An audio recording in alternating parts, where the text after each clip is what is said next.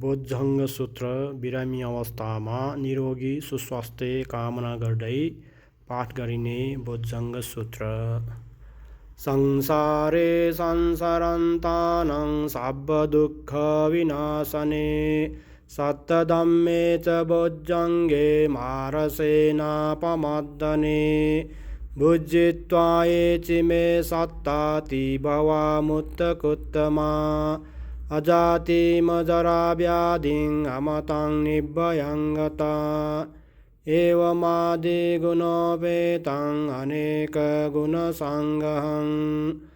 औषधं च इमं मन्तं बोधजंगं च वनामहे बोधजंगो सतिसङ्घातो धम्मानां विचयो तथा वीर्यं पीतिपश्चाद्धि बोधजंगा च तथा परे समाधुपेक्खा बोधजंगा सत्येते सब्बदर्शिना मुनिना सम्मदख्याता भाविता बहुलीकता संवर्तन्ते अभिज्ञाय निब्बाणाय च बोधिया एतेन सच्चवज्रेन सोत्थिते होतु सर्वदा एकस्मिन् समये नाथो मोग्गल्लानं च कश्यपं गिलाने दुःखिते दृष्ट्वा बोधजंगे सप्तदेशै ते च तं अभिनन्दित्वा रोगामुञ्चिन्सु तं खने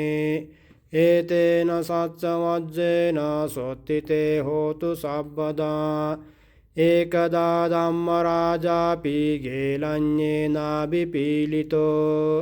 चुन्दद्धेरेण तं एव वनापेत्वा न सादरं सम्मोदित्वा न आबाधा तम्हा उत्थासितानसो एतेन सच्चवज्रेन सोत्थिते होतु सर्वदा पहिनाते चाबाधा तिन्नन्नम्पि महेशिनं मग्गाहता किलेशावोपत्तानुपतिधम्मतं